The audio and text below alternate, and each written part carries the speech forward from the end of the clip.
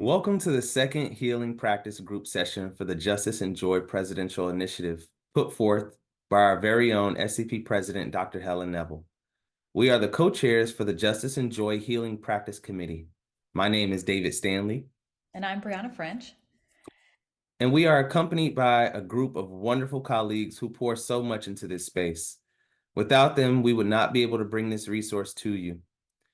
The theme for the first Healing Practice Group session was rest and unrest, and that video can be accessed via the SCP YouTube channel via the SCP website. The theme for this Healing Practice Group session was focused on healing justice. We want to give a special thank you to Nick Johnson for your willingness to guide us through the practices of centering and generative somatics. In this practice session, the group engaged in various strategies to ground ourselves in the present moment and share space to process what was happening for each of us as well. After feeling grounded, there were two questions, one focused on the internal, such as feelings, and the other focused on the external, such as hope and actions, to set the stage for our deeper discussion. Those questions were, what is silenced within us right now that needs justice individually and communally? And two, what provides you hope that change is possible? How can you practice hope? Now, these are questions that can serve as examples or starting points for your individual reflections or the discussions that you embark on in your respective affinity groups or with colleagues outside of those designated affinity groups. So feel free to move at your own pace and listen to your body along the way. It may be telling you to do something other than what you planned, and that is okay. Be flexible and gracious towards yourself and others. We have created a resource packet with links to the videos shown on the website, additional readings, and ground rules for group discussion. If you would like to join an affinity group to engage in healing practice, please contact myself or Dr. Stanley. Our email addresses are in the notes below.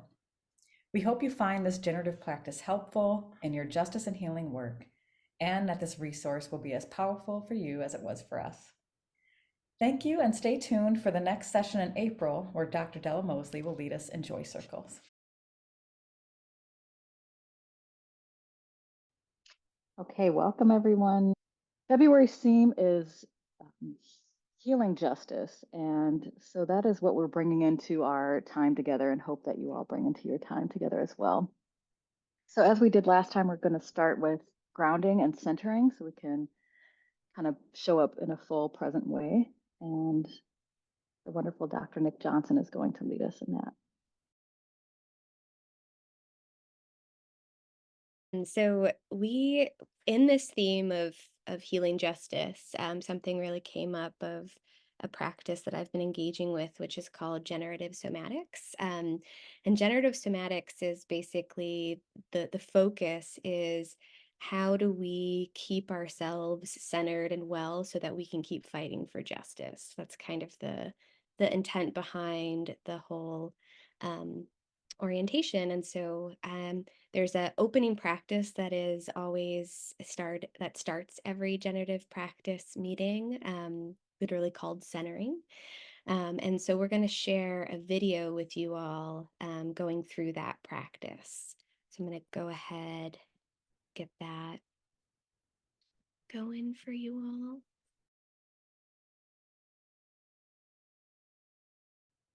Want to just allow ourselves to arrive here on this call, arrive here in this moment.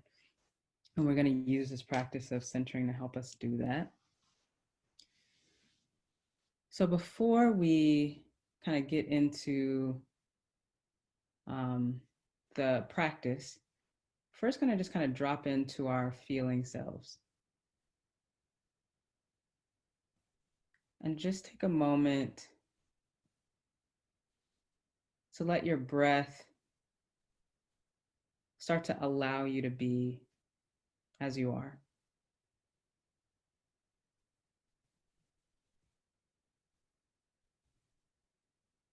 So whatever you might be noticing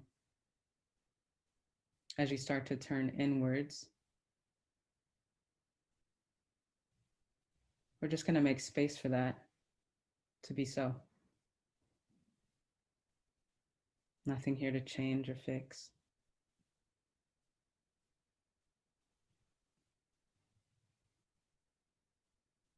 Good. And we're going to center intentionally. And part of this is about how do we re-inhabit ourselves, our bodies, and kind of occupy the places in ourselves that trauma, oppression, the pressures of our day might ask us to change, shift, be smaller, bigger. We're going to fill into ourselves through this practice and be as we are. And we're going to do that through the resource of center. So have you feel for that place inside of yourself. You can kind of perceive it outwardly if you want to put a hand about 2 inches below your belly button. And this practice can be done seated, standing, lying down. Really just want to find a place where your body can settle, but also be alert. Allow your attention and your breath to drop into that space.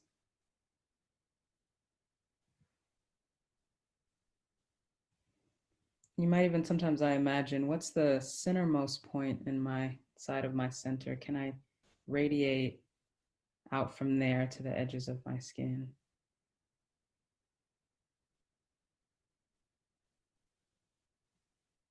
Good, bring your breath, your attention there.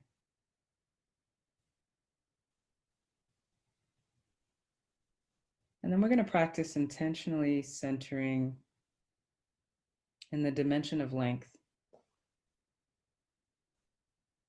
So however your body is positioned,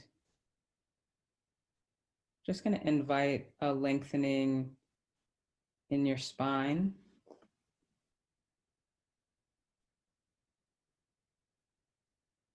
A lengthening in the back of your neck.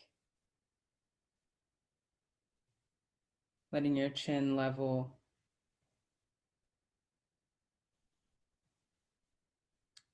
Good, and also simultaneously rooting downward. So imagine your pelvis gets to drop, imagining the length, feeling for the length of your legs. What really is the distance between your pelvis and your knees and your ankles.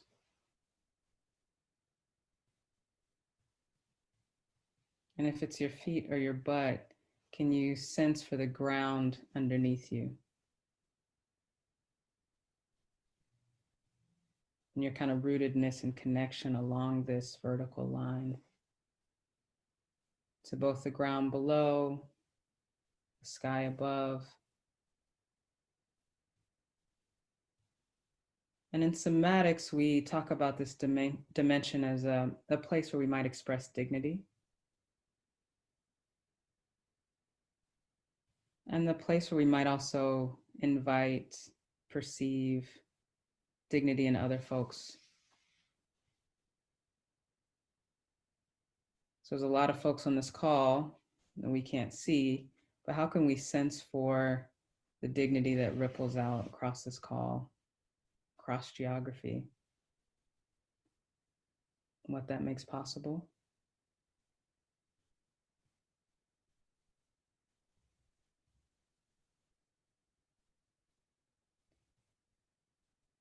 Good, and through breath, so not kind of abruptly turning from that, we want to really keep breathing into and feeling into this length in our bodies.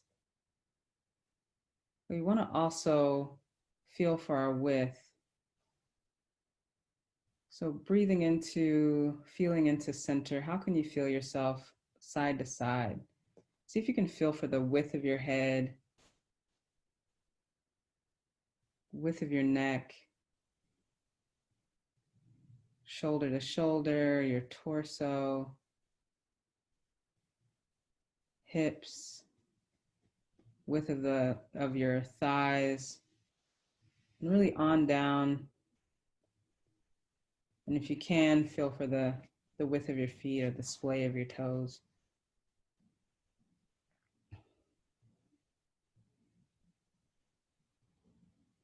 And this feeling for the kind of edges of you.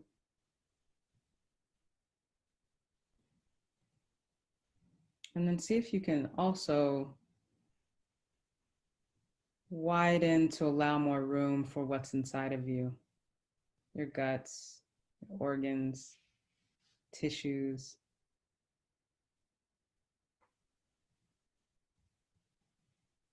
Making sure our jaws and our knees, our joints aren't locked. And then here in this dimension, we can really practice, how do I feel the kind of parameters of me, and how do I also let myself out? So you might feel for the aliveness around you. If there are other animals, plants, people in the place with you, you can feel for that aliveness.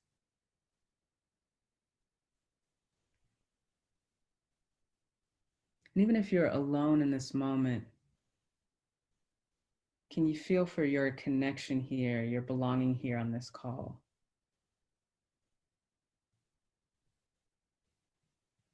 There's something, yes, distinct about you. We can feel what's distinct.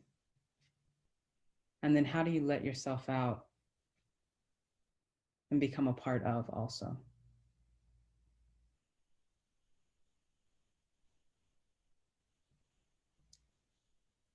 Good, and we'll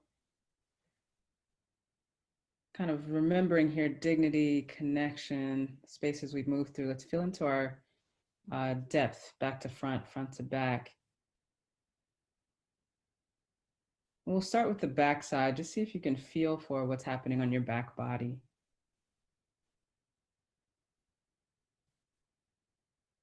Hair on your back of your head, or the way the clothes are falling down your body.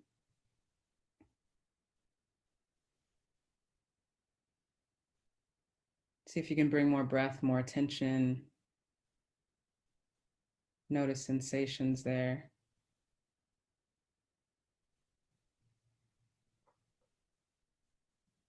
And then see if you can kind of open there in the back body to what all sits behind you. Experiences, wisdom, lineage, whatever you call in the resources, you let it be at your back and support it in having you feel into your back body.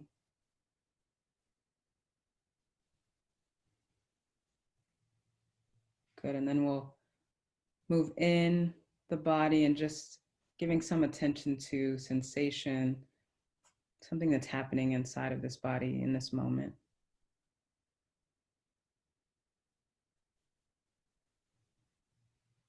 Good, and then feeling for our front, sides. See if you can feel the tip of your nose, feel for your lips, or the clothes also on the front here.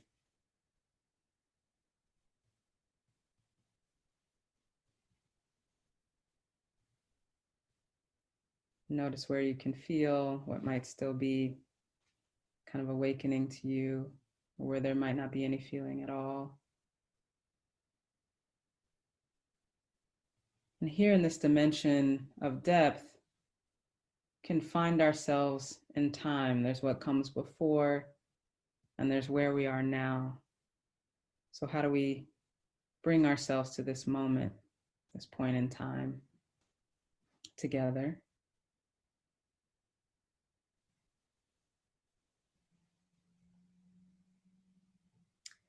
And then lastly, we'll center around the dimension of commitment. And for those who have commitments, you'll know this practice. But for those who this is your first time doing this practice, I just want to ask you to take a minute and really listen to your soma, listen to your body, and ask your body, what is it that you care about in this moment? What is it that you are committed to in this moment?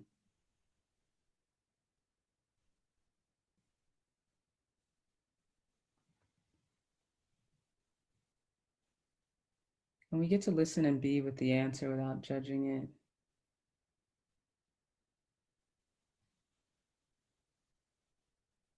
Now let's take a minute here and let that care or that commitment organize something in your body.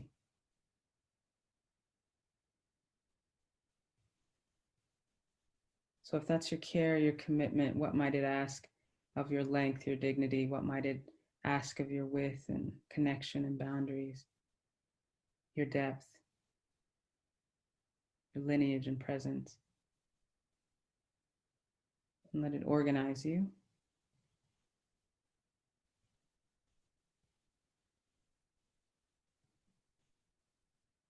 Good, and then I'm gonna give it back to Alta in a minute, but I wanna just take a minute here before we do that to just check in with yourself and ask, what mood are you in? Like, give yourself 1 or 2 words of what mood am I in? And we're practicing authenticity with ourselves. There's a lot going on, there's a lot of pressure, and can you be as you are?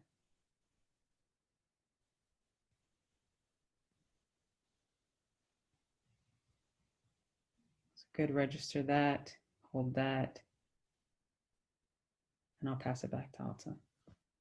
Invite us all to take a couple of deep breaths in. Notice our surroundings.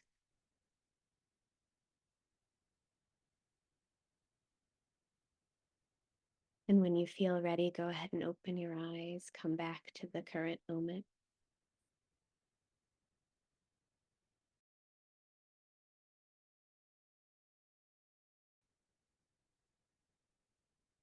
How was that for folks? Any reactions? My initial reaction is, "Whew, I needed that." Mm, And I don't think how much I realized kind of like going into this, that I needed it. yeah. And I think whenever they asked about, commitments to your body or what is your body telling you right now, there were some things like, huh, okay, yeah, I need to be a little bit more disciplined in this area, so I really needed it. And I'm glad that we could have this today. Glad. And I also agree that I really needed this. I know before the break, and even as I said before earlier today, I still feel a bit kind of, ooh, but I know I've been very aware of the fact that I need to get more reconnected to my body instead of just being all up here all the time. So very much needed this.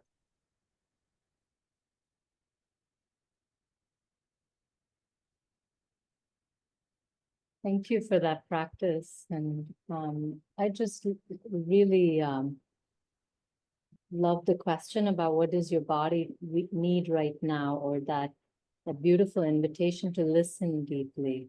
Mm, And there's such clarity and truth in that. So, we're so often not, I mean, there's always that physical and emotional override. So that invitation was just loving and beautiful. So that really spoke to me. I have a lot of thoughts right now. First is I need access to that video because I think that would be very helpful for me.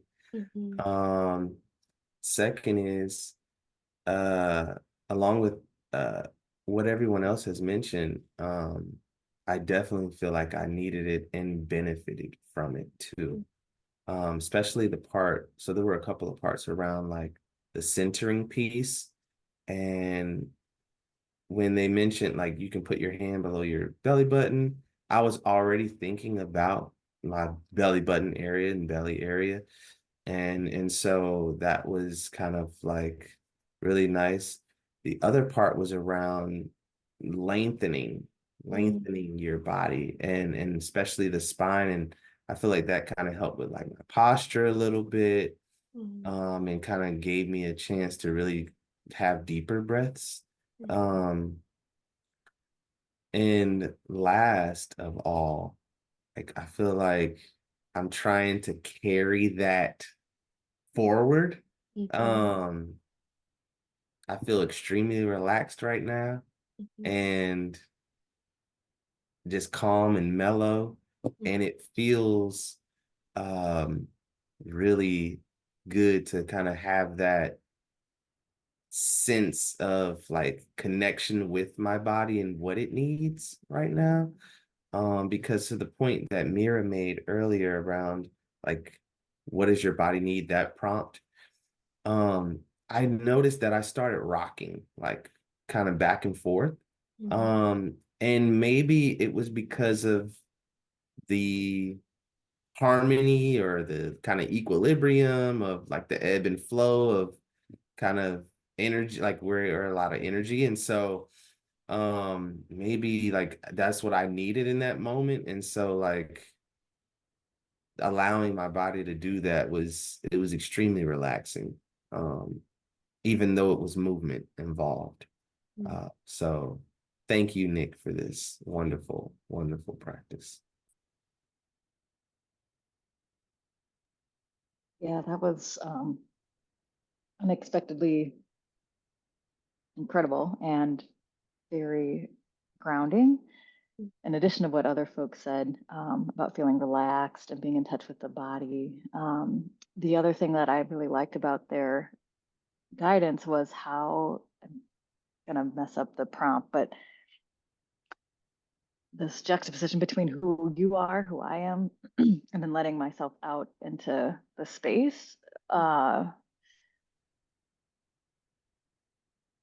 Something about that was really powerful. I just kept thinking, huh, okay, yeah, here is here is me and my length, width, and depth.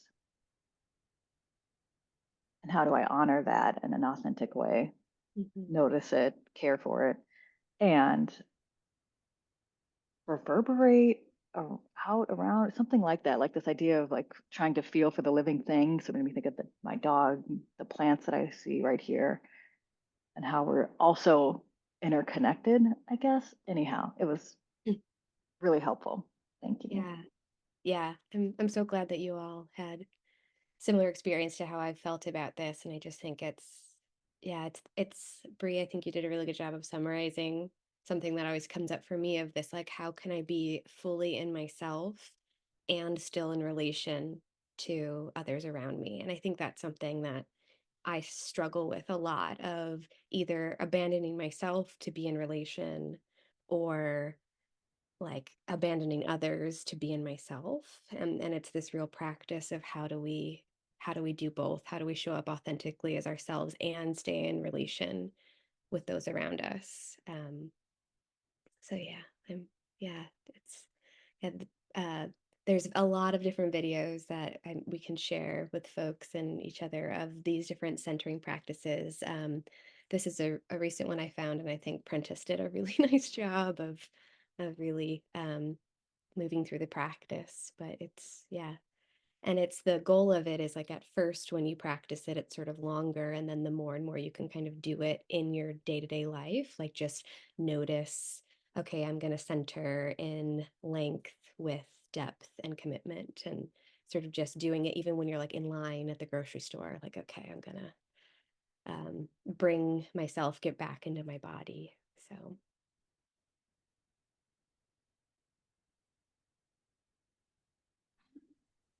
Much gratitude. Much gratitude.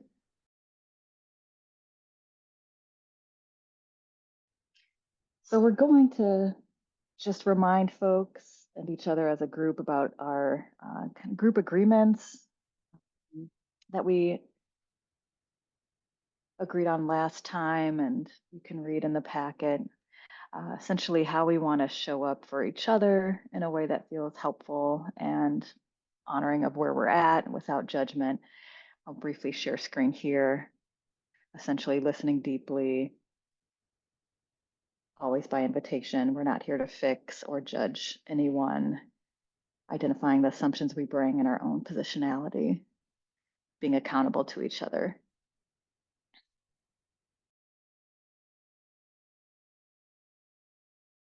So with that, I'd love for us to check in with each other before we begin, and with those of you who are watching, so you can meet us and see where we're coming into the day with.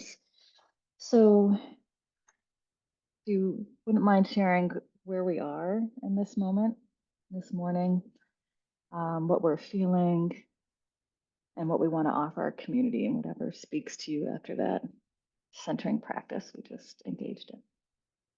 I can share. Just there was a invitation in the practice around just connecting to our dignity, and also the lack of separation between inner dignity and outer dignity and our communal dignity. And so, just as you all were mentioning about different dimensions, right? The length and the breadth and all of those, it just felt like that spoke really beautifully to how we carry ourselves in our everyday lives, in our struggle for justice, or our resistance to what doesn't offer dignity. So that was wonderful, and I think that really spoke to me. So I'm holding that in the moment. And I love the piece around the lineage, that we're not just here right now from our days, where we come from a whole lineage, a whole consciousness, and the idea of the past, the lines that we come from, and the present and the future. So that whole temporality of our lives, so it just felt very expansive. So I just feel grateful, and that's where I am right now, regardless of the dealings of our day-to-day lives, that the session, the space, this practice, our community really invites that. So that's where I am. I echo what Mira was saying of like this space and taking this time to really like pay attention to what's going on and get connected with our body and be in community. Yeah, just fills me with hope that I think kind of outside of this moment sometimes feels hard to come by. I think I notice myself yeah, like chasing for hope and finding it hard to grasp in the midst of everything happening in our world and the reality of injustice. So I think I'm trying to hold on to this feeling of connection and community and hope that I think sometimes I have been struggling with lately. One thing that's coming up for me is feeling a sense of focus. Now after this practice, again, like Mira mentioned, and there's people who've come before me who have been engaged in this struggle against oppression, and I don't know, maybe that's just something that I'm feeling on my back as well. As we were kind of brought to this space now. And so um just feeling a sense of focus on what it is that I need and what others may need as well. And I guess that kind of falls in line with what Nick mentioned in terms of hope, right? Like being able to remain focused on what we can do, and not like ending ourselves beyond our own capacity, working alongside others who have that same kind of hope and drive and focus as well, and so that we can share in our healing justice. And so it feels really good to be a part of this space, and I think just feeling a sense of focus right now is what's coming up for me. Up until this point, I was in a put my head down and get things done grind, I guess, and it felt heady and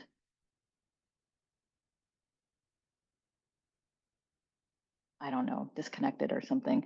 And now, after that practice and just seeing your faces and feeling interconnected in a really meaningful way, I feel much more in community and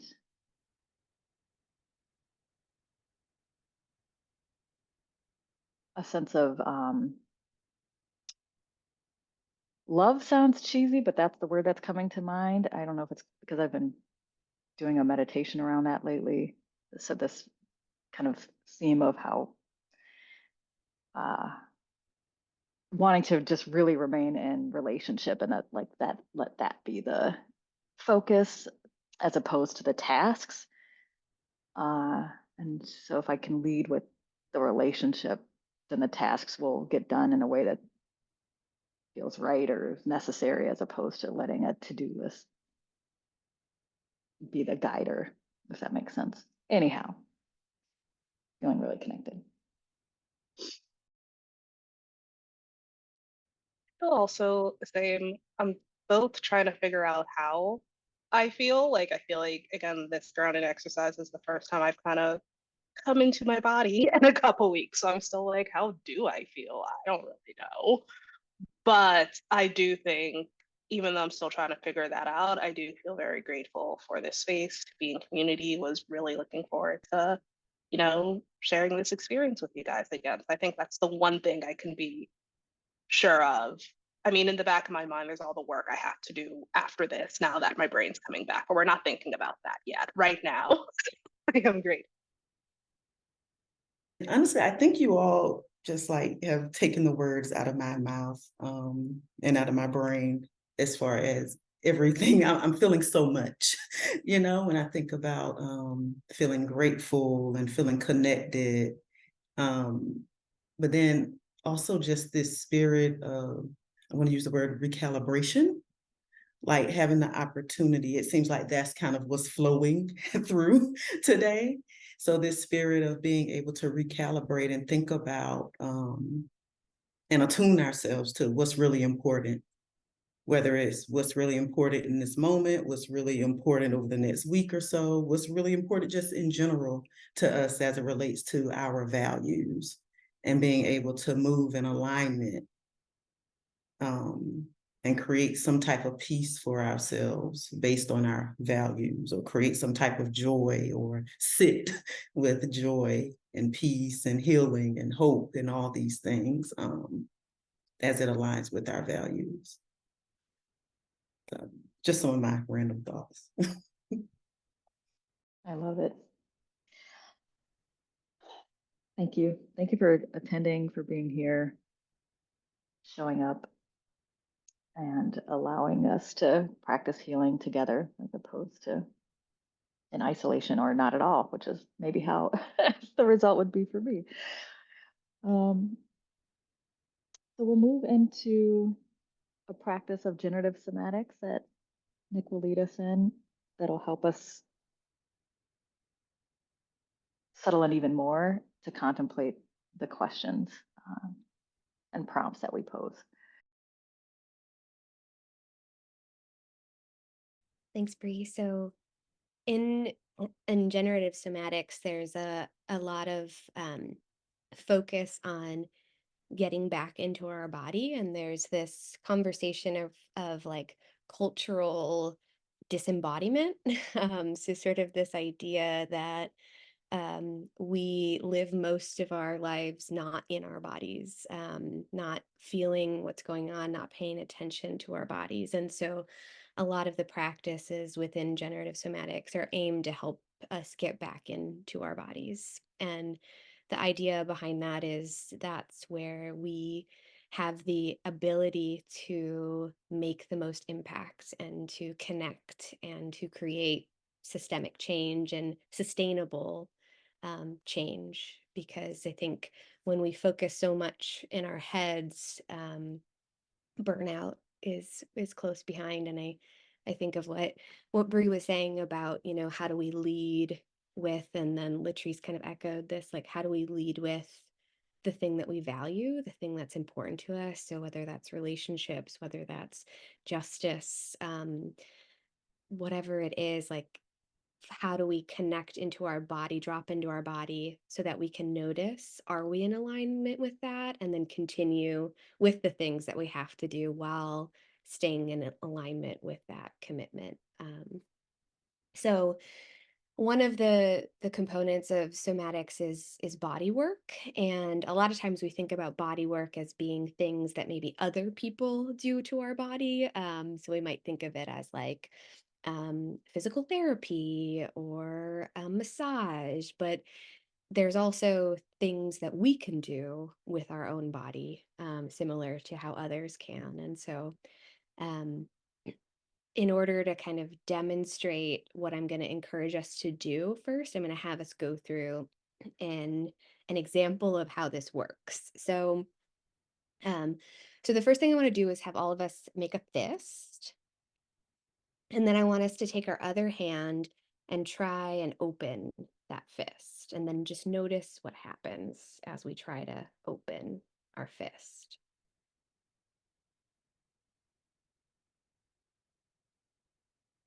So probably what we're noticing is there's like resistance to us trying to pry it open as our fist is getting tighter, closer, right? And so that's the idea of like when we try to force something to happen, usually what happens is we kind of dig our heels in even more.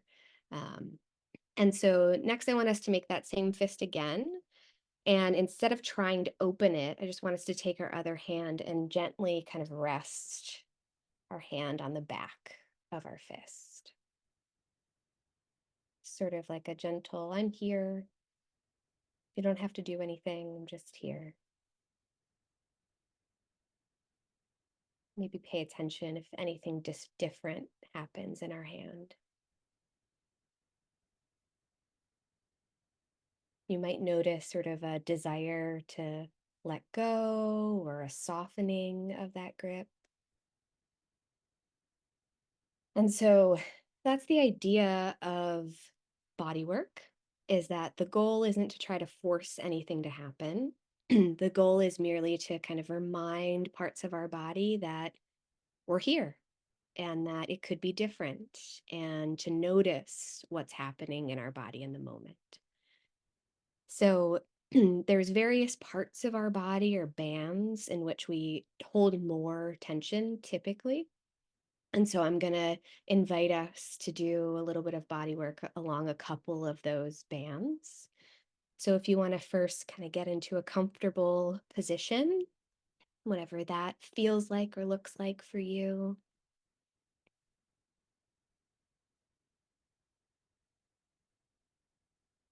Go ahead and take a couple of deep breaths in and exhale out.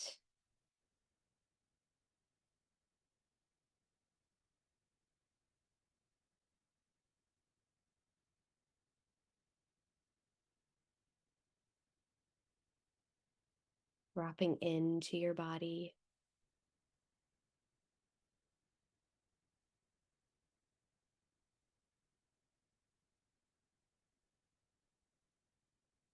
I'm going to invite us to engage in this exercise with our eyes open as a way to try and work on staying in our body while also being in relation and being in connection to the world. So if that feels okay, go ahead and open your eyes. You can lower your gaze if that feels more comfortable. And we're going to start with our forehead, which is one place where we hold tension. And so I'm going to ask us just to gently take our hands and not force any change in our forehead, but just rest your hand on your forehead. And maybe just softly sort of rub your hands outwards on your forehead. Again, no force, just a gentle glide. And do that as many times as feels good to you.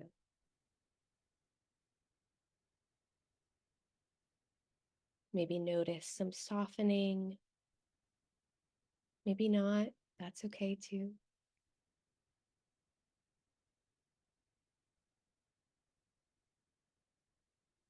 All right, when that feels complete, I'm going to invite us to kind of take L shapes in our hands, and we're going to move on to our jaw. And so I just want us to kind of cup the back and just gently, again, not forcing, just kind of reminding our jaw that it can release. And slowly grazing our hands down our jawline. Noticing whether there's a desire to loosen or not.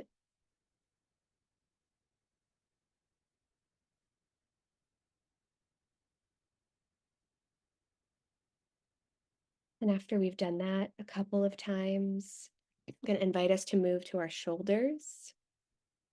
And so we're going to do one shoulder at a time, and you're going to go across to the opposite.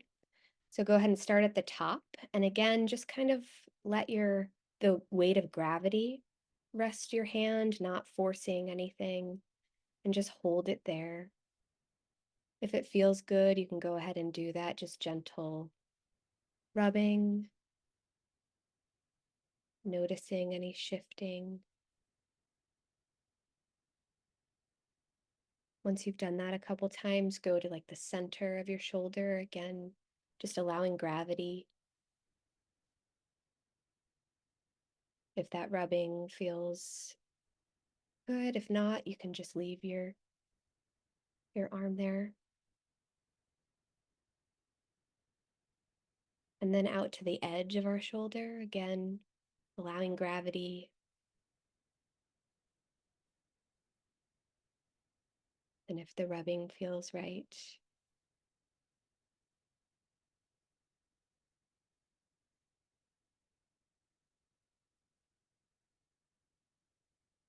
now I'm going to invite us to switch to the other side, starting at the top of your shoulder, allowing gravity.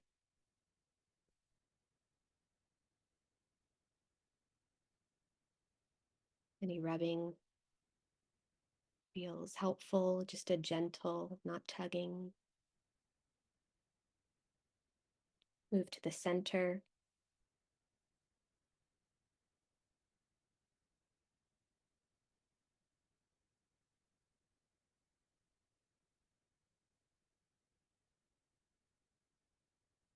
And then finally moving to the edge.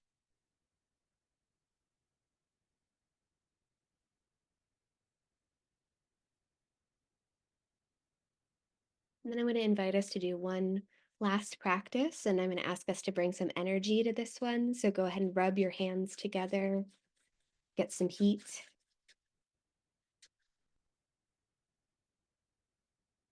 And then when that feels good, go ahead and cross your hands across your chest and just allow the energy to pass through your body.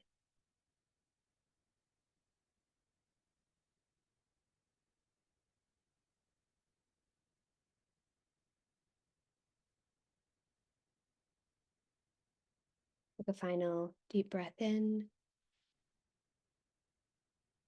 Exhale out. And then come back to the space.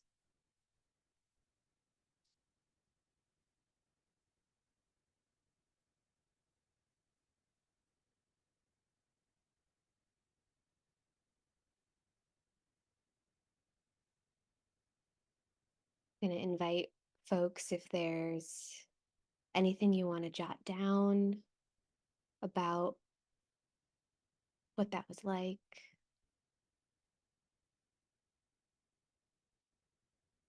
What you notice.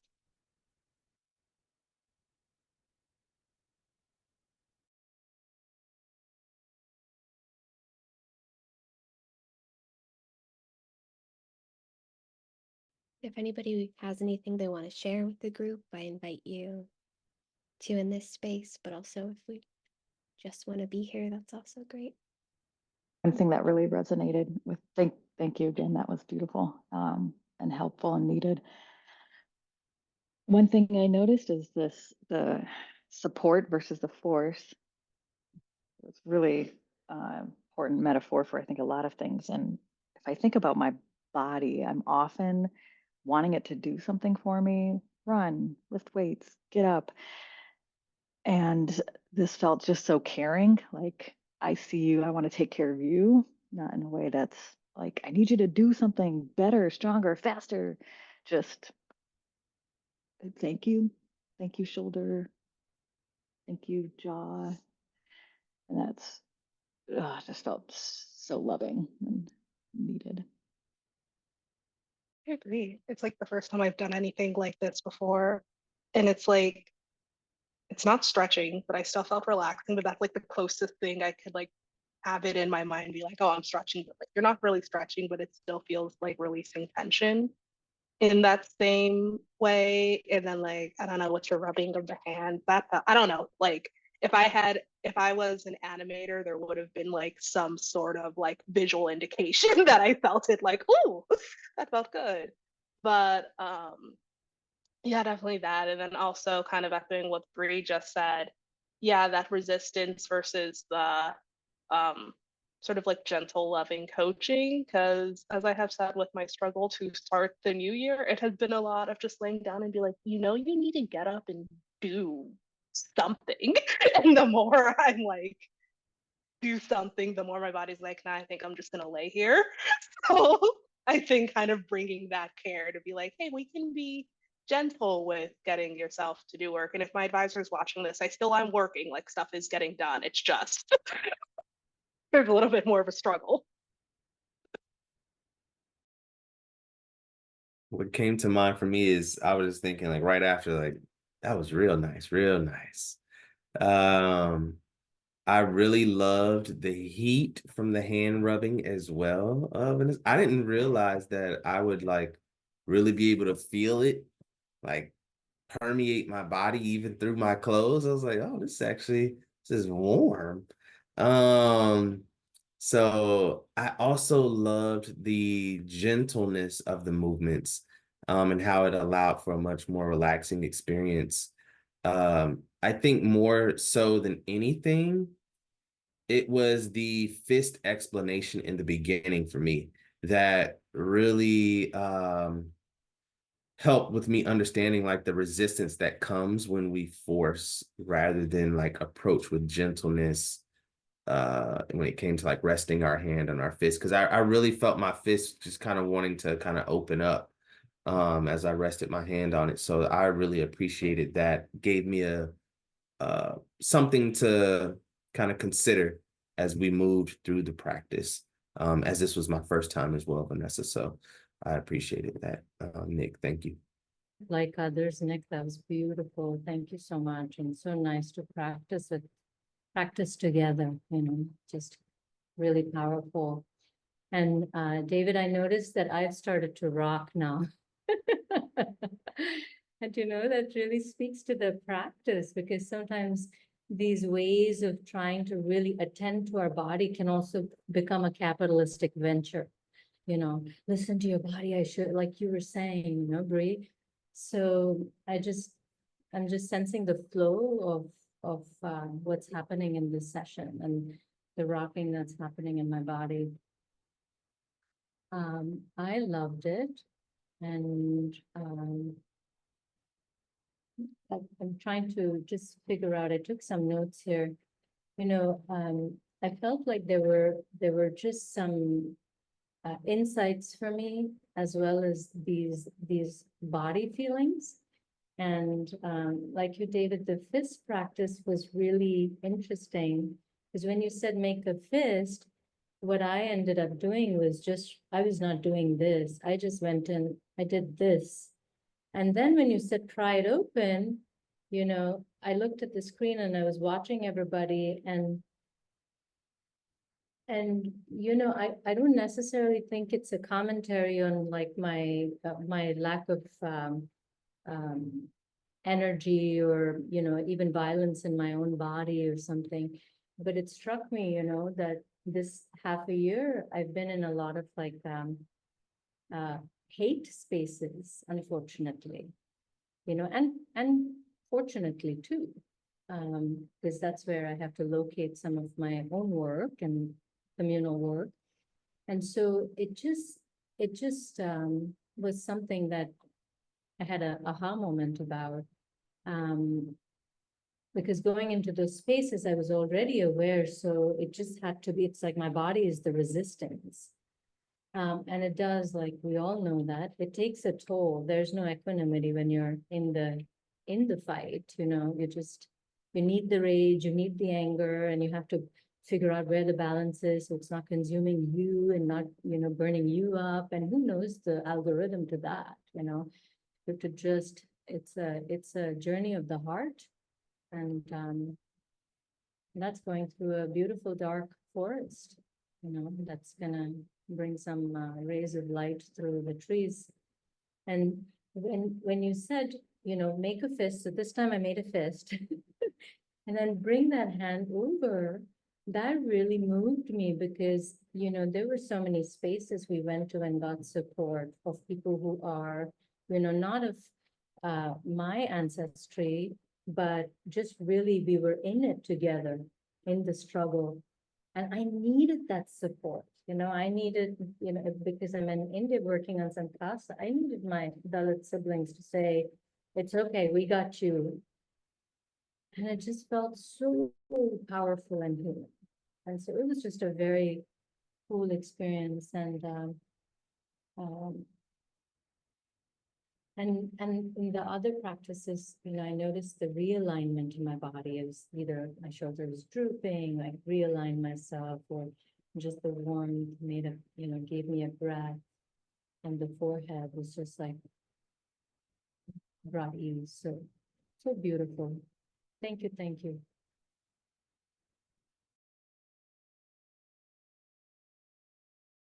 Then we can let that guide us into our reflection, witnessing, and kind of processing. So I'm thinking of healing justice. Again, thank you, Mira, for these questions. If we could just sit with this first reflection on what is silenced within us right now that needs justice. It can be, for example, safety, space, witnessing, voice, expression, correction, reparation. So, what is silenced within us right now that needs justice, individually and communally?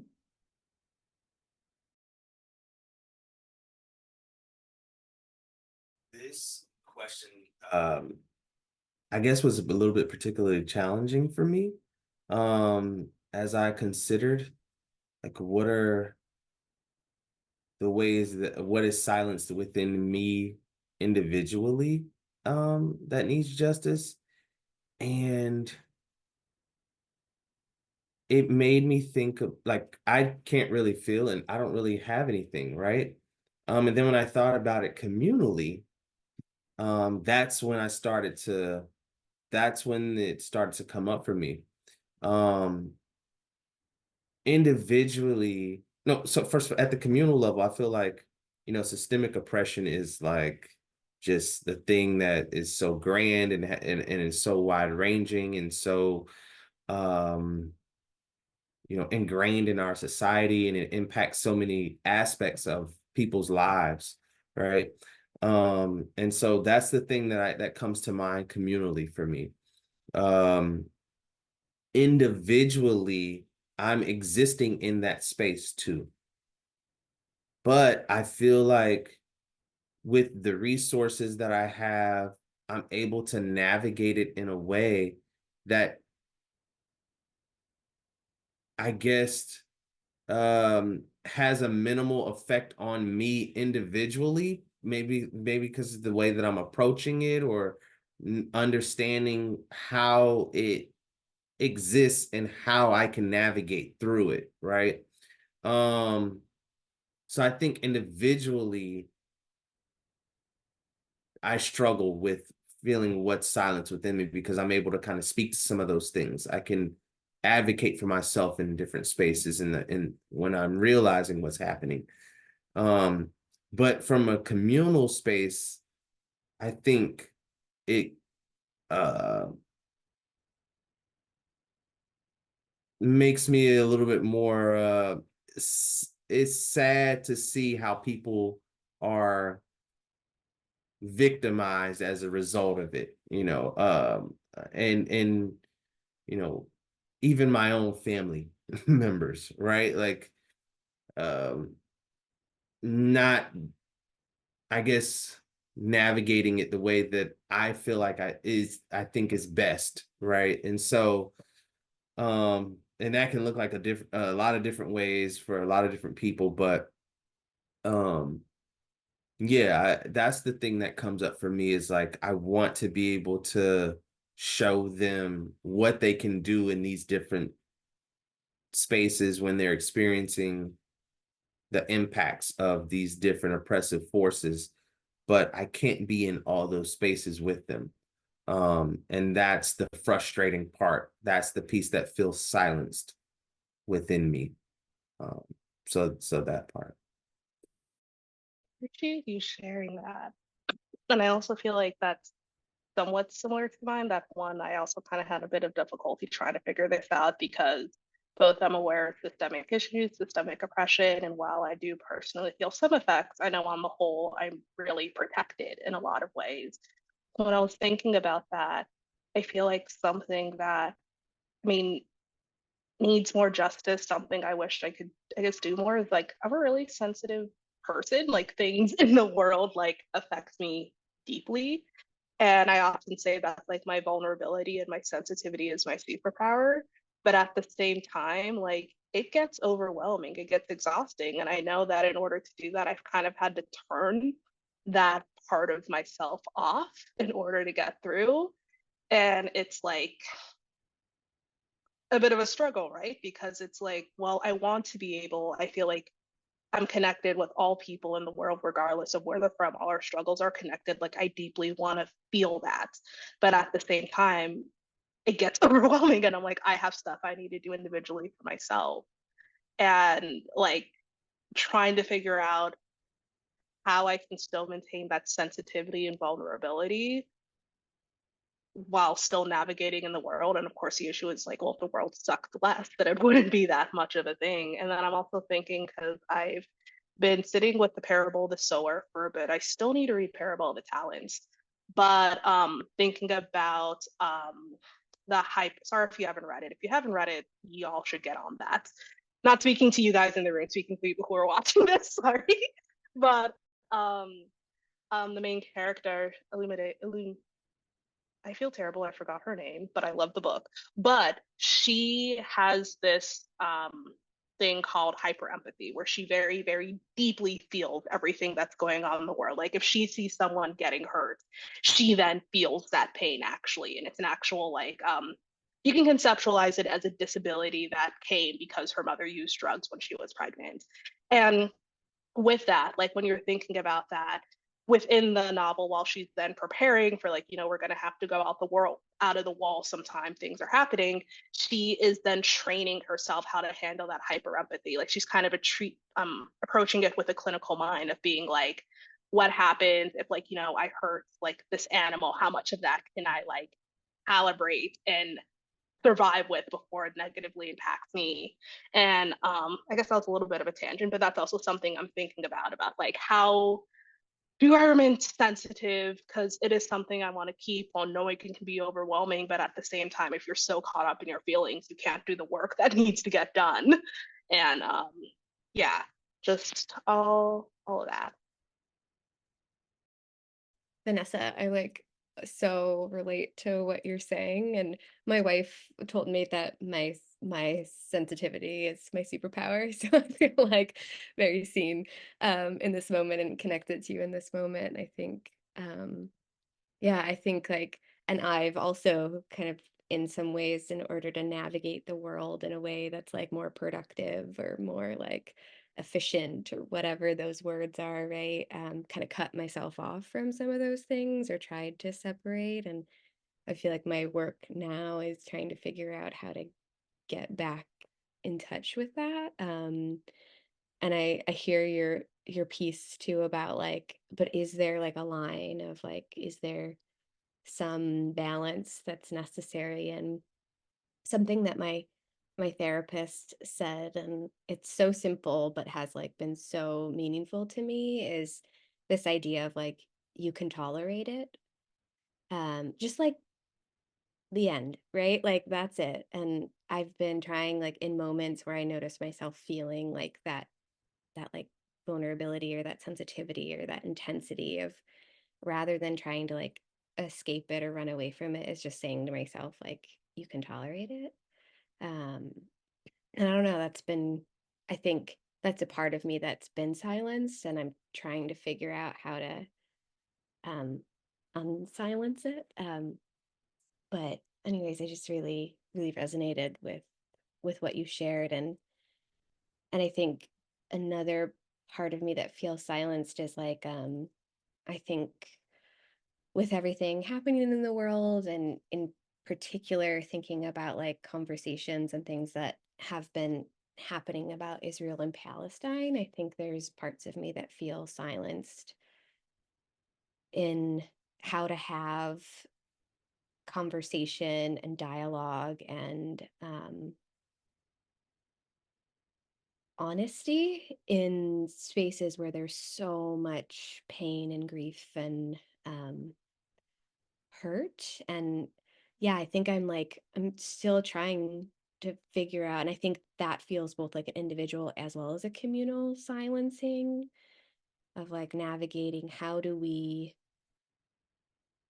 like fear, I think is maybe the silencing factor, like fear of consequences, fear of saying the wrong thing, that silences. And then also I think I feel fear of what that silencing is gonna lead to, and like can lead to in our community and in our world. So I think that's something that like I was um journaling about, and what came up for me with this prompt.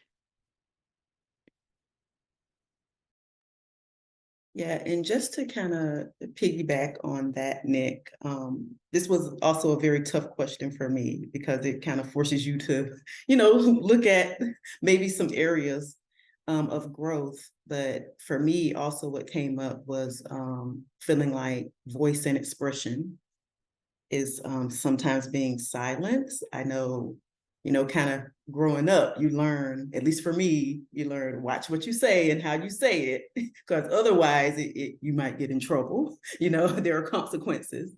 And so I think I've kind of taken that and learn how to navigate spaces that and I admit I have a ton of privilege to be even able to learn how to navigate certain spaces. There's a lot of privilege in that, and knowing what to say, what not to say, how to say certain things.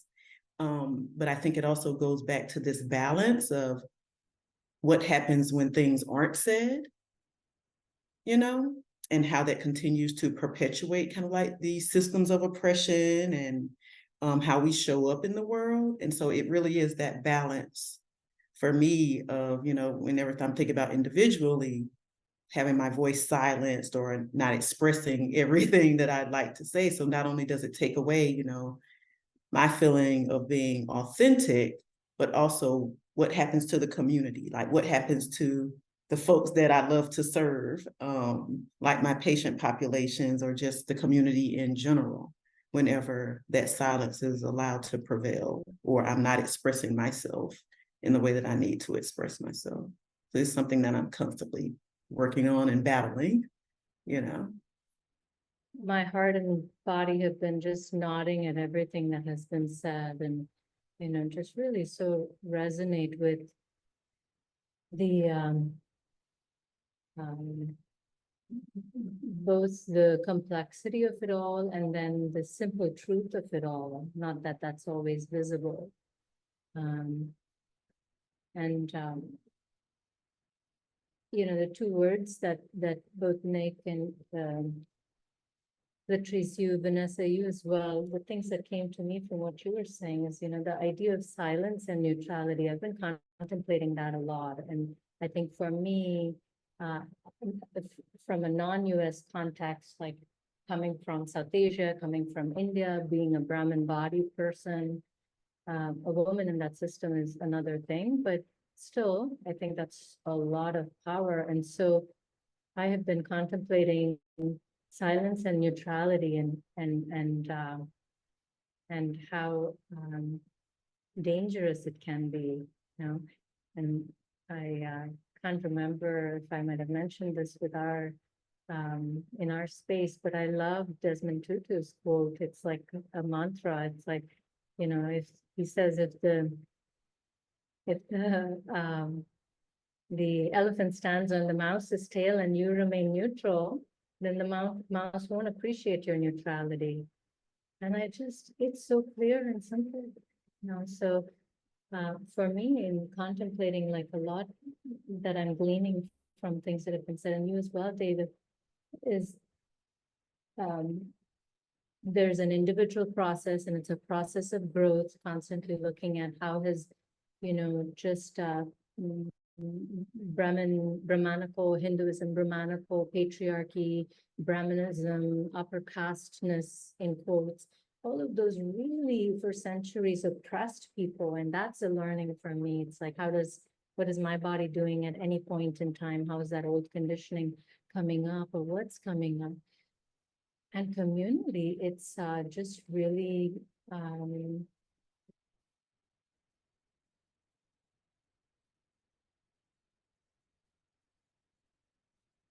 it's a path that unfortunately I don't think communities that I come from have really traveled much or engaged much, and and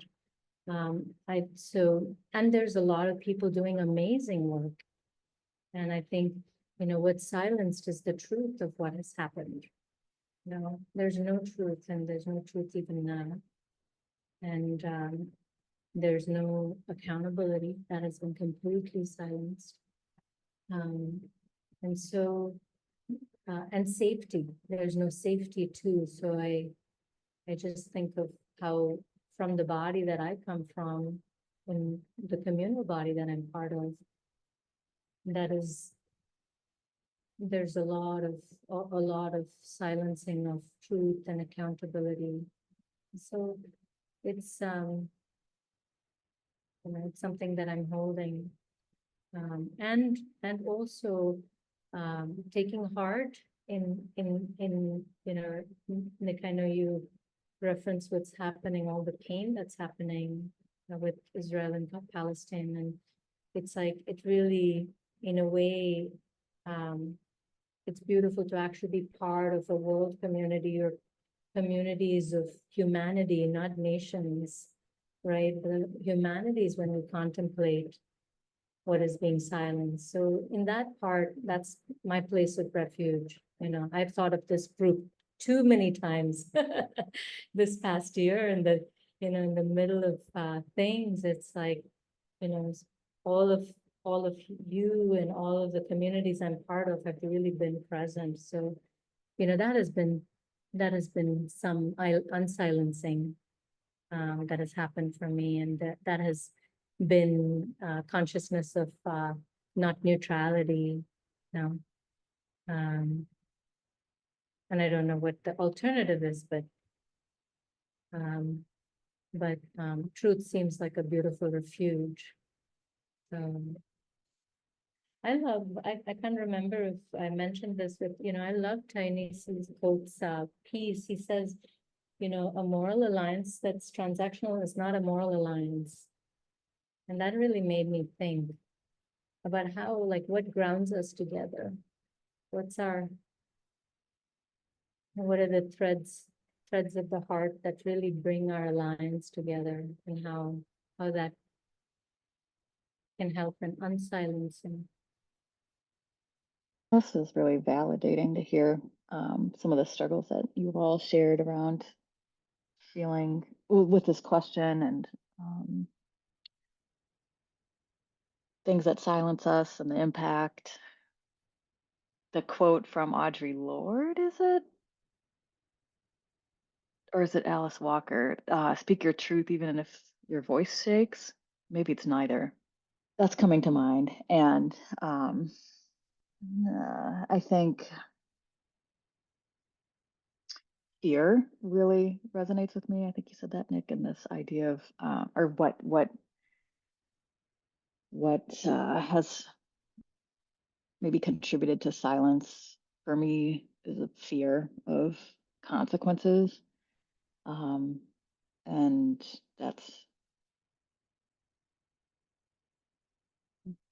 that is due to privilege, like a lot of folks have shared, just a sense of the privilege of not speaking, or um, it's safer, I suppose, in some ways, and the consequences are greater.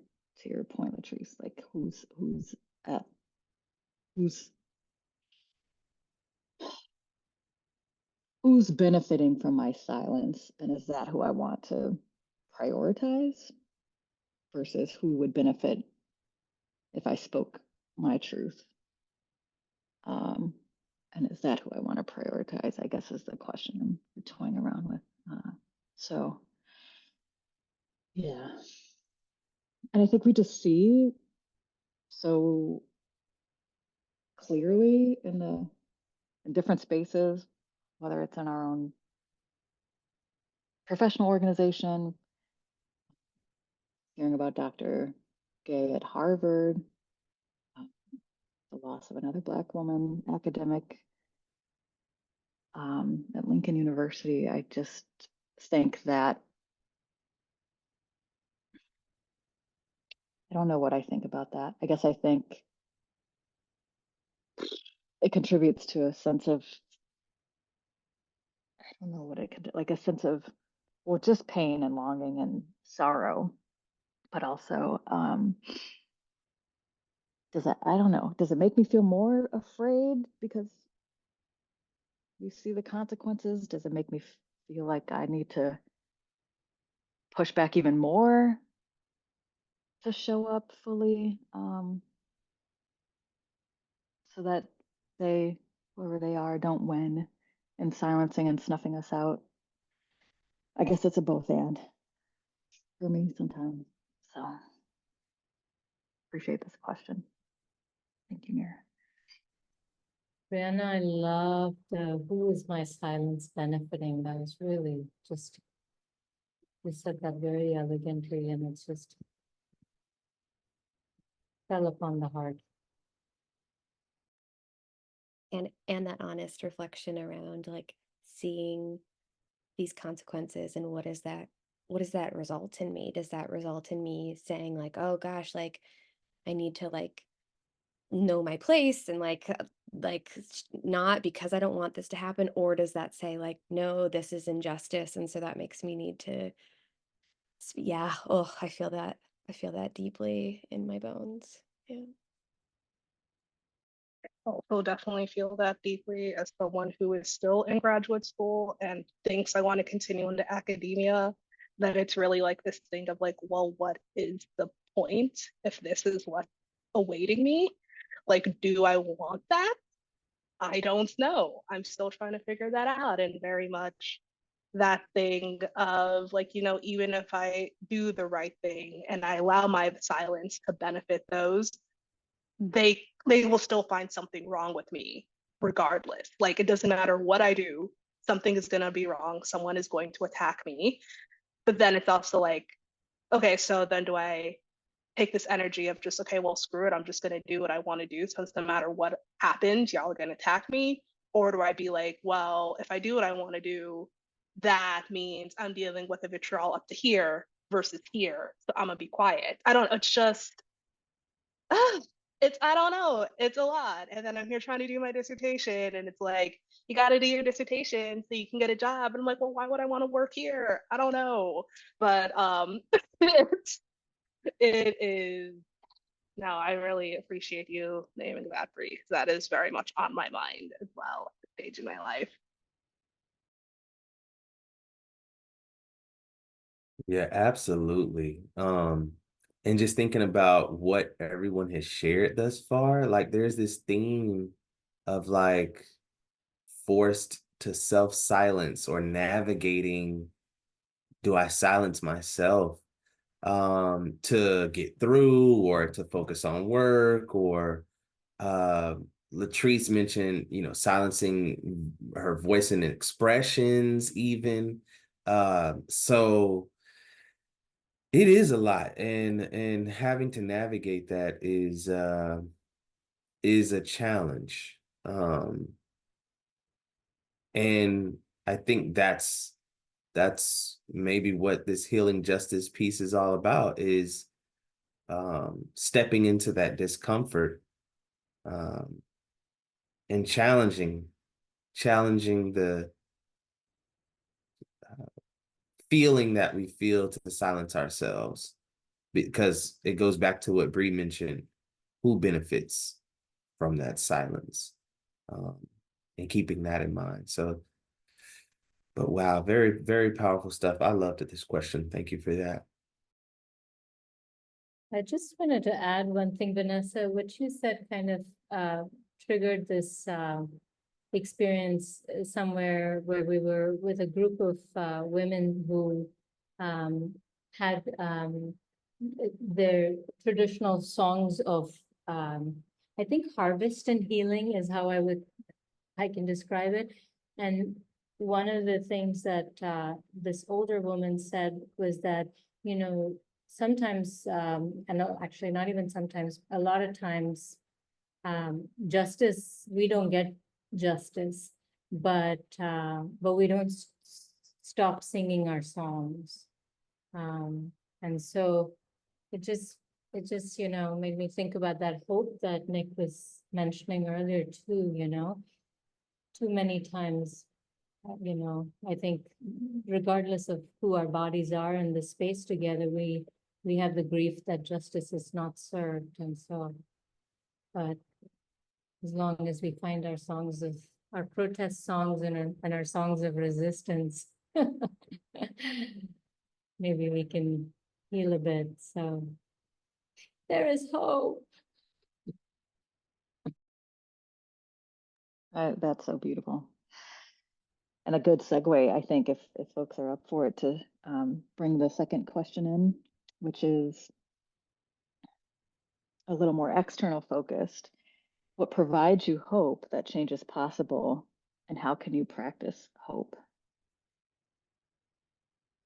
So what provides you hope that change is possible, and how can you practice hope? If you want to take a minute or two to sit with the question,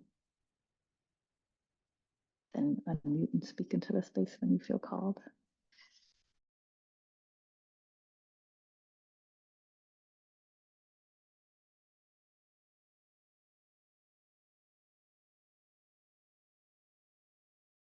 I'm just moving around if that feels helpful for anyone else to take a stand, stretch moment.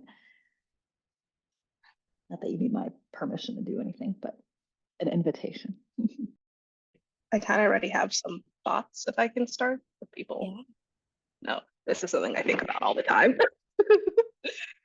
So, I mean, at least with the question, it's like, what provides me hope change is possible. I feel like part of it is like, I hear that question and my first response is like, there can't not be hope. Like, I have to have it. Like, there's no reality in which it doesn't exist. It has to, or else what am I doing? How am I going to get up?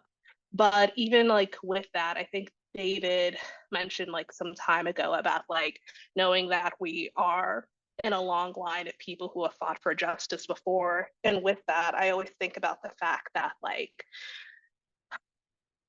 when people were say like when like slaves were fighting for abolition, I guess I can more specifically say, since I'm the children of Nigerian immigrants, if I want to go to my own ethnic background, thinking about when colonial rule would be overthrown, like there was a time people didn't know that would happen. Like there was still like, we take that as fact, but people were fighting for a world that they had never lived in, thought of, dreamed about, and they had to have faith it would happen at some point.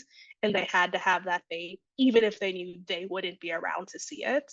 And I think that's the main thing for me, that I just hope and do what I can now. And I've kind of made peace with the fact I may not be around to see the benefits, but as long as like my grandchildren, so on and so forth, they get to live with that. That's what matters. And hope just has to be like, there's just like it has to happen. Like the Roman Empire fell, empires have fallen, things that slavery ended, like we have to work towards a new world. Like it's impossible. Hope and imagination is key there.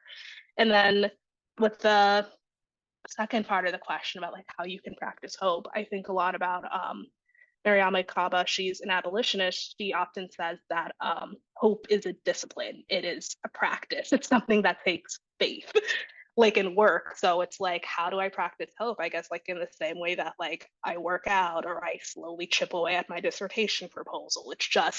It's an active choice I make every day, even when it's hard and it seems beyond me. It's just something you actively have to work at. So I'll get off my little soapbox right now. That was so good. And Miriam Kaba came to my head too, and I was thinking about like hope can't be passive, right? It can't be this thing of, 'cause I think sometimes people think like, oh, well, things will get better. And no, things don't get better. Like things change because people actively fight for them to change. Like thinking about my own experience, like my wife and I are able to get married and we have a kid. That's hope of things that like my movement ancestors like couldn't have imagined, like couldn't have dreamed of, you know? And so I just think, yeah, just like getting into that and remembering that really helps me keep going. And there's this one quote, and I can't remember who said it, but she's an abolitionist. But she said, like, you know, I don't want to keep messing up in the same ways. I want to mess up in like new, extravagant ways. And I just, do you have the abolition calendar? Yes, I do. I was like, but it's too far away, but I'm looking at it. It's right there. But I was like, this is so good because it's just like, I think something that helps me continue with hope is remembering that like there's never going to be this like everything's great and we're perfect and there's no problems and there's nothing like, no, but like we can imagine new ways of messing up and like changing the old ways of messing up. And I think that that keeps me going and keeps me grounded in like reality rather than believing like we're going to get to this like utopia where like everything's grand. And because that feels a little hopeless if I think about that, like that's not a possibility because that's just not human and real. So It's a beautiful preview. Also, I think Miriam Makava's work is going to be highlighted during Dr. Neville's Healing Justice initiative in February. So I think there's a book club around that, if I remember right. I love that. I just wrote that down. Hope is a discipline. That's really helpful. And I think our beginning practice today of living, letting your values guide you, to Latrice's point, I find that hopeful. If we can all do that, like let our values guide us, we would be different with each other in general, I'd imagine. And so that feels like something tangible I can do to contribute to that reality, is to let my values lead. And right now it feels like the relationship and the connective tissue, whatever that is between us, is what I want to be my guiding star. Yeah, I'm really loving how we're talking about hope as a practice, as a discipline, and this notion of it being, about incremental change. Because I think that is how we, instill hope and continue to kind of strive, because it kind of pushes us forward in a way. And it really resonated as far as like the lineage piece and thinking about the contribution of our ancestors and where we've come from. And so I am the first in my family to get a PhD. And so thinking about that, but that was something that was it was kind of by design throughout the generations, I feel, because each generation before me has done a little bit more, to that has allowed me to even get to this point. And so being able to recognize that, like my dad, he didn't go to college. My mom, she was the first in her family to get her bachelor's. And now me and all of my sisters, we have our masters. And so it has been this thing where, at least for our family and on both sides, it's about these incremental steps. And I think something that also gives me hope is, how my folks, they've been so excited. I feel like they've been even more excited than me about like graduating. They're like, oh, we want to order pictures. And they even got a mug, like a mug with my face on it and my regalia. And so they're just so excited. But I think that's also, I'm laughing about it, but that's hope. That's giving them hope about, and hearing my grandmother say, I'm proud of you. That's giving her hope, even though she may not see future generations, but she's gotten to see me, and then I may not see future generations, but hopefully I can pass on some of my knowledge along the way. And so really just reflecting on hope and this connection and community, and also having the opportunity to talk through resistance. How are hope and resistance linked and connected to each other? And there are multiple forms of resistance, like we talked about resistance through song, in addition to other forms. So really, I don't know, I'm just having a lot of thoughts, and my heart is really full right now as we're having this discussion. It really is full. Patrice, I want to just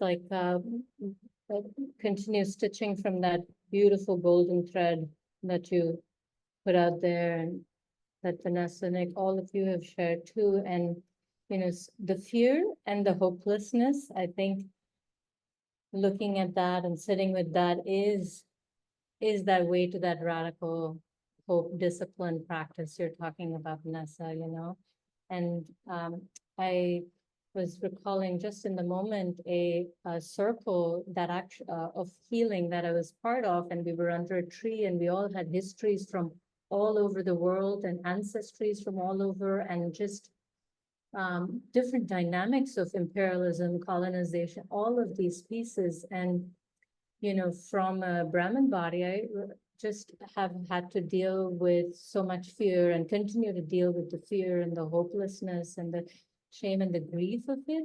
And then it hits me, when you said about the ancestry. I love that, because I remember saying that the part that I'm proud of is that I come from a small circle of women in whom their resistance was arrested in their bones, but they resisted. And so I have to pull those threads of resistance and not the threads of privilege to weave into it. So, so that hope and hopelessness are just so much part of that trail. And I think that for me, hope is also so linked to, in some ways, what has been, what I'm sensing in this space today and last time as well, is that it's so much about love too.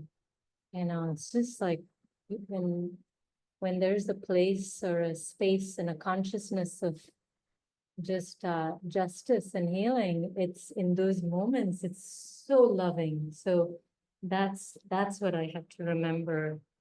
And it's kind of what you were saying too, Vanessa. It's like, maybe in the moment we don't have that love, but maybe we're sowing the seeds for our generations beyond, that they would feel that love. So, yeah. Yeah, very, very similar to what others have shared. And one of the things that provides me hope that change is possible, is that I know that change happens at a slow pace, right? Which we've kind of all been talking about. So knowing that even the small efforts that I engage in do indeed have some impact, whether I feel like I notice them or not, or may be able to experience the changes myself, like Vanessa had mentioned. And then, like, how can you practice hope? I try to think about it in a very practical way, right? And so, like, just being conscious about how I show up in spaces as a person who may be holding power, So for example like a therapist or a professor, a supervisor, right? And how I can be intentional about creating space that can be supportive and facilitative for growth. Because I mean, that's the worst thing that a person can have is a supervisor or a professor or therapist who is like not providing that warm, safe space for them. And as I was talking about it, as you know, thinking about a position of a person who may be holding power, it made me think about being a parent, and holding power over my child. And so also wanting to create space for her to um you know create space that's supportive and facilitated for growth for her as well, right? Because that's a part of my world as well, big part of my world. And I'm so appreciative of that. And so yeah, those are some of the things that come to mind when I think about what keeps me motivated and what provides me hope that change is possible. We are active participants in the world that we live in. We don't have to be passive. And like you said, like Nick was saying, like, yeah, things change, things eventually going to change. No, we are active participants in this world. And we have to be willing to make the sacrifices so that we can see the changes that we want to see being led, hopefully, by our morals and values, like Latrice was mentioning. So um, yeah.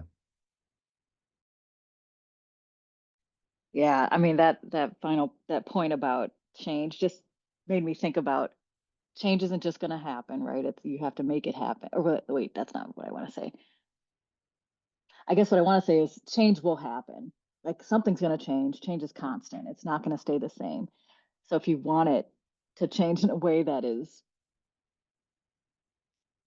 harmful and exploitive, or in a way that feels loving and supportive, and what we do helps determine that, as I think I'm coming to realize more in this conversation.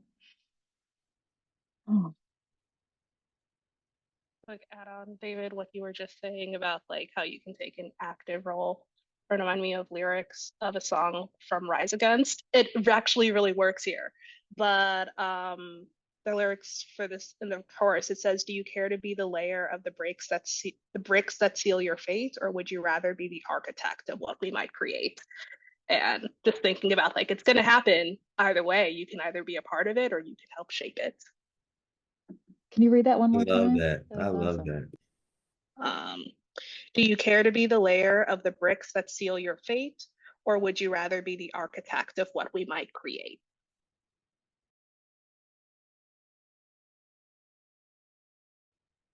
Really resonating.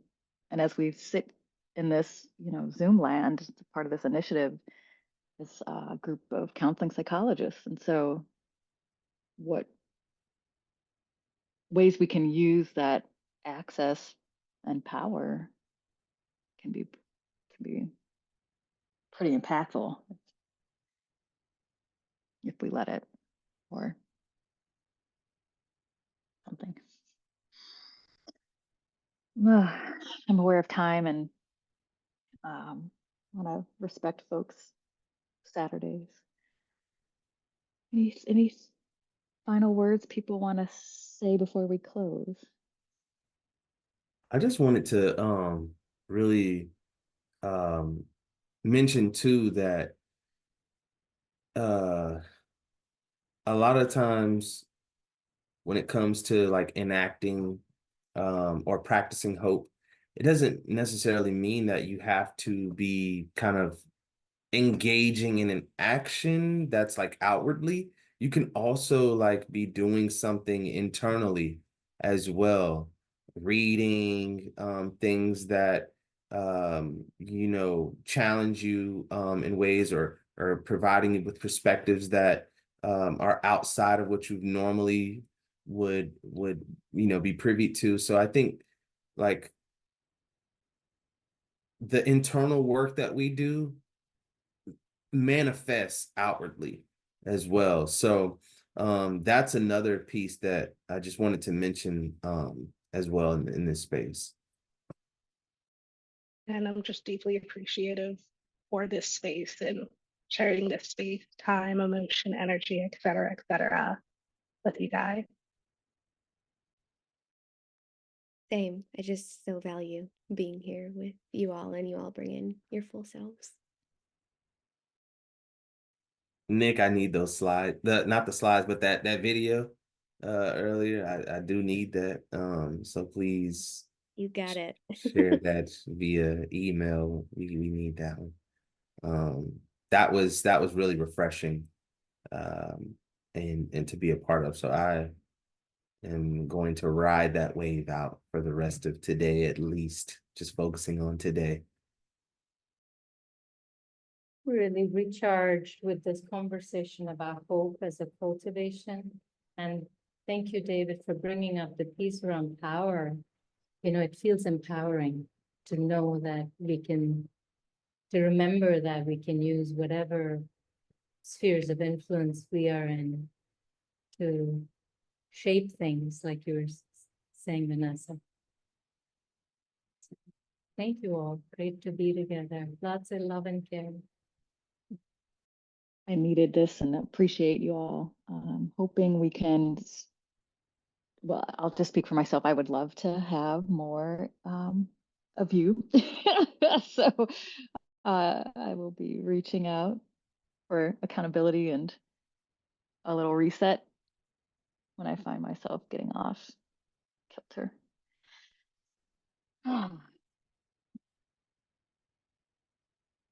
Our closing practice calls for a reflection on how we're what we're taking from the moment. I'm sorry. What are folks sitting with? How did it feel to be in community? And how may we care and support ourselves this month? So if there's any of those three questions, what we're sitting with, how it felt to be in community, how we may care for ourselves that you haven't shared already, recognize we've already shared our gratitude and appreciation. Feel free to speak that into our space as well. I feel more focused. I feel like I said at the beginning that I felt like I was sort of floating and not really into myself, and I feel more grounded and focused and a bit more reminded why it's important I do the things that I want to do. I think I would echo that of I feel reminded of like why we do this work and why this matters, and more we're able to like get back out there and keep fighting to build the world that we want to live in. What's coming up for me is feeling like hopeful and relieved, knowing that hopeful and relieved that people are doing this work too. People are really you all, especially being here in this space, and just hearing like how you think about things, and things that you contemplate as well. Just feeling hopeful and relieved that there are good people out here doing good work, and that we're not individually just out here trying to make changes, but we are working as a community in that way. So that feels really, really good. The sense of fractal comes up for me, as was brought to mind with what you just shared. And I think the idea of being good, like just being good to each other, feels important. And through being good, good things will happen. I guess I'm shifting out of the doing mind versus being mind. And so if we can create a little microcosm of what we hope to see in the rest of the world, then it's a beautiful start, I think. I'm feeling centered and more grounded, but also, feeling more in tune with my body. Like I can't express enough appreciation for the somatic practice, and I want to dive deeper into it. And so I'm also waiting on the link to that video as well. So yeah, just feeling really attuned to my body, which I think also lends itself to feeling more hopeful for me, you know? So I just sent the link. It's in your email. And for the viewers, we will add all sorts of resources to the packet, so you'll have plenty to learn from. Just want to share though, I'm leaving this feeling connected. So thank you all.